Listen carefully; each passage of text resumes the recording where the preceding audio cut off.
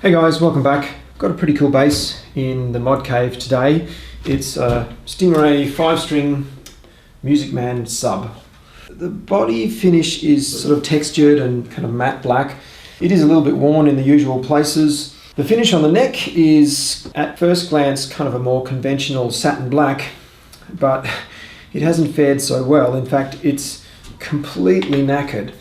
The back here on the neck is more broken down than just about any other guitar finish I've ever seen. Certainly any modern factory finish that I've seen. So I jumped on the Ernie forum, and it sounds like this is not any kind of known issue with these instruments. I looked the serial number up, and this was made in 2005 in California. The owner tells me he bought it from a bloke up in Queensland. Even the southern part of Queensland, where I grew up, is a pretty hot and humid place. But if this has come from further north or even far north Queensland, well, that's very much a tropical climate, and it's just relentlessly hot and humid all year round. And the owner also tells me that the case was really kind of buckled, so I'm guessing this has been baked a few times, maybe in the back of a car, which is never good for any guitar. The other thing I thought it might be is some kind of chemical contamination. I wondered if perhaps the original owner was using some kind of string cleaning wipe or something, and that was sort of left on his or her fingers before they played, because it certainly seems to be centered around that region of the fretboard where you do play mostly. The thing is though, modern factory finished guitars are usually painted with like 2-pack poly automotive style finishes, and in my experience those finishes are very chemically resistant and frankly pretty heat resistant as well. So my theory, and you know, I'm not entirely sure about this, so if you are from Ernie and you used to work there 20 years ago, certainly let me know in the comments, but my theory is that this is actually a water-based finish. I've got mates who are spray painters and panel beaters, and they use waterborne finishes all the time these days for smash repairs and car resto and stuff. But back 20 years ago, it was pretty new sort of technology, so I'm guessing this is like a first generation waterborne finish. Again, not 100% sure, so do let me know if you do know. So I think that's why it may have broken down so quickly, and I will actually test it with some denatured alcohol once I get the neck off. So the plan is to refinish the neck, and I'm going to use Danish oil. The first thing I've got to do though is to strip this old finish. I think if you're brand new to all of this and you just want to have a go at it, then sanding it all off is probably the best way to go, but it's very slow going. It creates a lot of dust. The sandpaper will get very clogged because of the heat you generate when you're using it. It's going to clog very rapidly and you go through a lot of sandpaper. So it's not the approach I'm going to take. I reckon paint stripper probably would work with this, considering the condition the finish is in, but I'm actually going to do what I normally do in this situation and just scrape the finish off.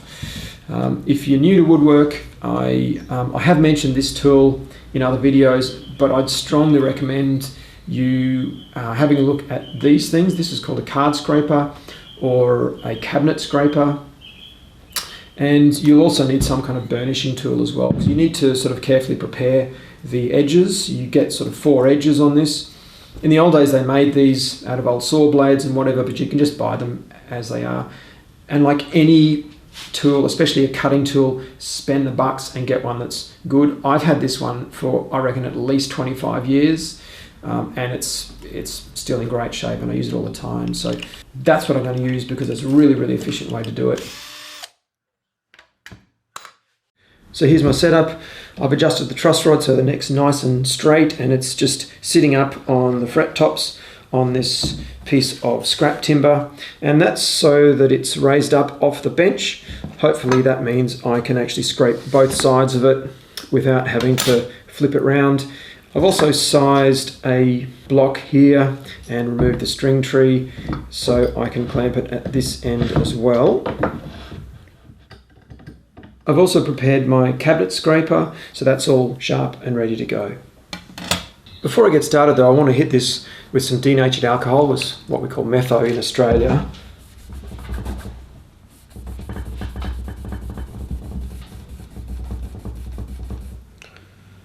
Well, it doesn't seem to be coming off on the rag, but has certainly dulled it back.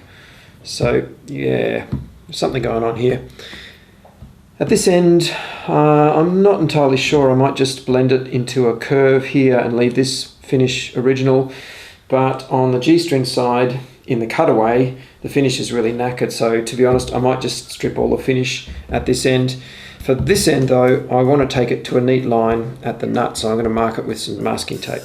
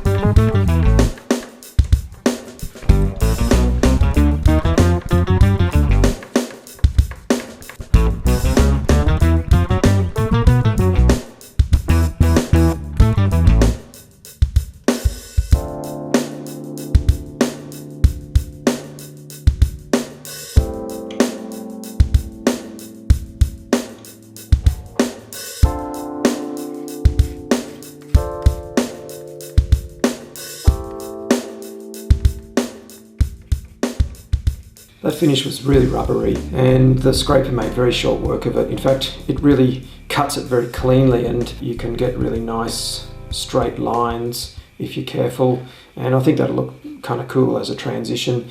It also leaves the surface really nice. In fact, I think I'm only going to have to sand this with probably 240 grit and then 320, and it'll be ready for stain.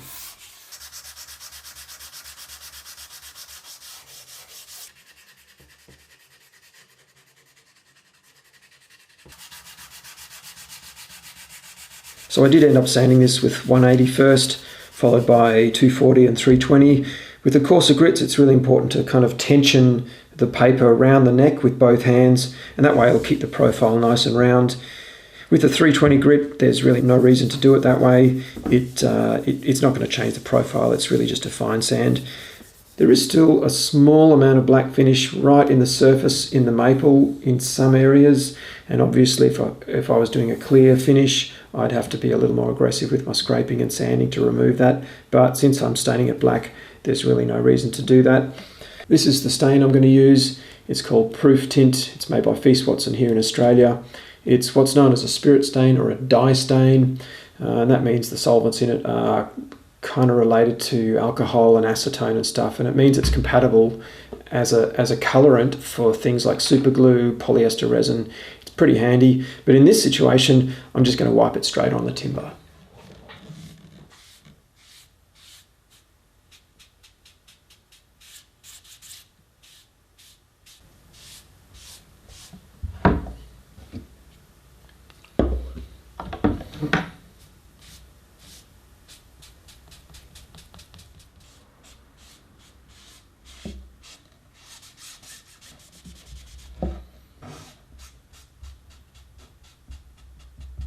So I left the stain on for about 10 minutes and then gave it a good rub with a clean rag just to even out the colour, and then it's been sitting for 3 or 4 hours, so it's nice and dry and it's all ready to coat.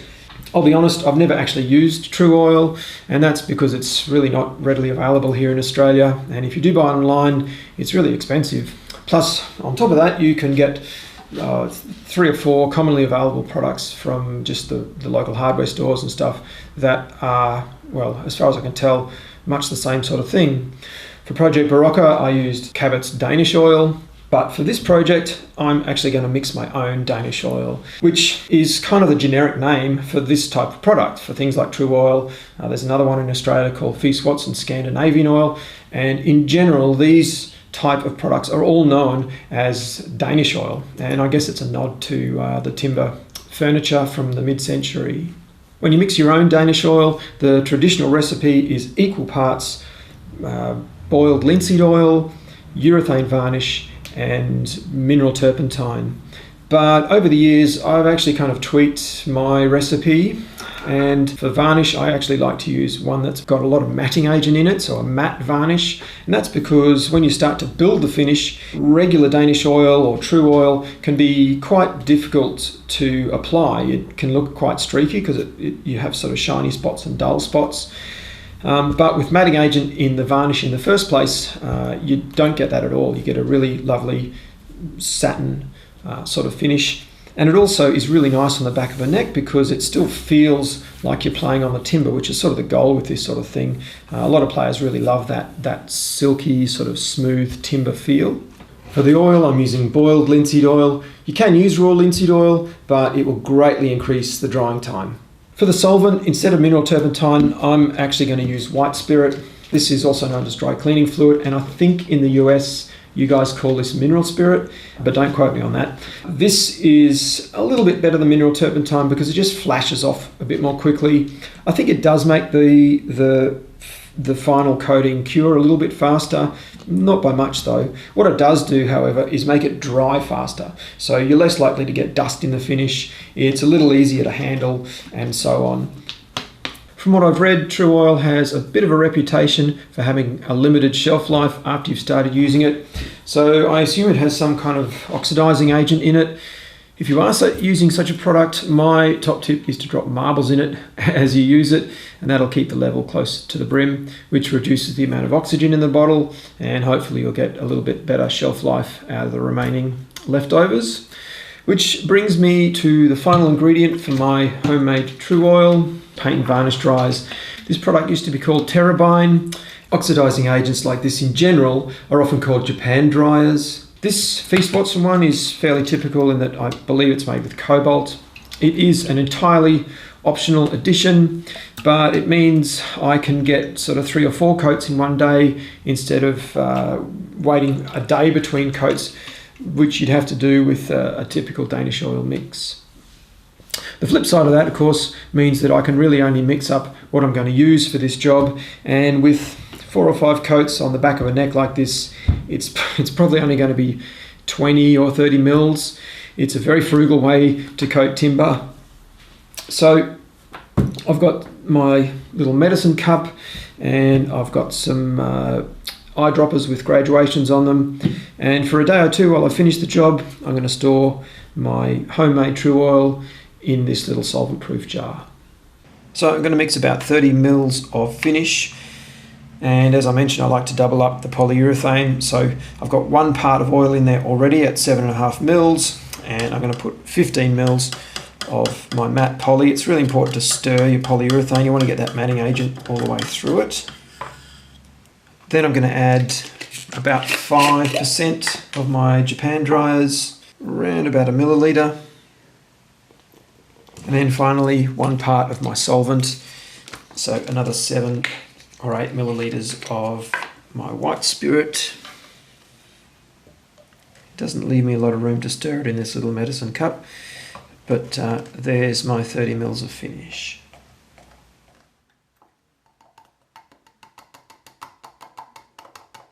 So to apply this, I've just got a nice clean t-shirt rag folded into a nice flat pad. I never bother masking the fretboard off, just have to be careful when you apply it and you'll be fine. And you just apply it in long overlapping strokes. You'll have to reload the pad a few times when it's dry.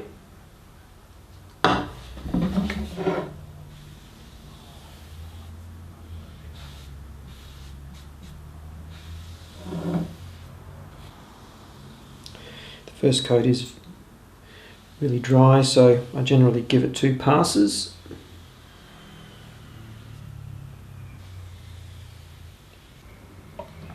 It's better to wipe it off like this than to actually use masking tape, believe it or not, because the masking tape will leave a jagged line. And I'll just check the top of the fretboard for any sort of runs or anything, but if you apply it carefully you won't get anything like that. So I'm going to set that aside for a couple of hours and give it another coat.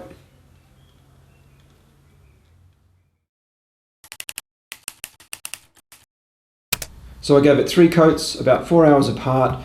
Then the next day I gave it a very light rub with some 4-0 steel wool just to make sure it's as smooth as possible. Then a quick going over with the tack cloth and then the final coat.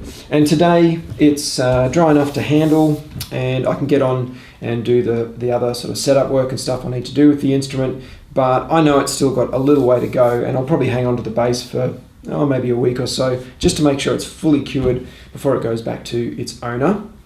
I've spray painted loads and loads of guitars over the years, and I still enjoy spray painting, but there is just something so satisfying about mixing such a simple type of finish and then applying it in such a simple way, I mean just with a rag. So if you want to give it a go, then definitely get out there, get yourself some Tru-Oil or some pre-mixed Danish oil from your hardware store and have a go. And if you want to get adventurous, then yeah, try mixing it yourself. When I started mixing my own Danish oil using matte polyurethane, it was a bit of a game changer, to be honest. The finish just straight off the rag looks fantastic. It has this beautiful satin feel. You very rarely need to do anything else to it. It's an extremely forgiving finish. If you are doing a larger project like a piece of furniture or something, you'll save money as well by mixing it yourself. I can buy a litre each of oil, solvent and poly and end up with, well, potentially 3 litres of Danish oil for less, in fact significantly less than it costs just to buy 1 litre of pre-mixed Danish oil here in Australia.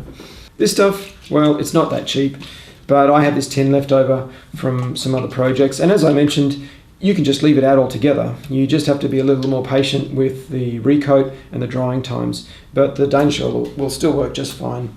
Having said that, if you are doing a project like this in winter, well, it's pretty handy, to be honest. So I hope you enjoyed the video. Please like and subscribe, and feel free to share the content on any relevant forums and user groups. I don't mind that. Also hit the bell. It's a great help for small channels like myself. And thanks for watching. I'll see you in the next one.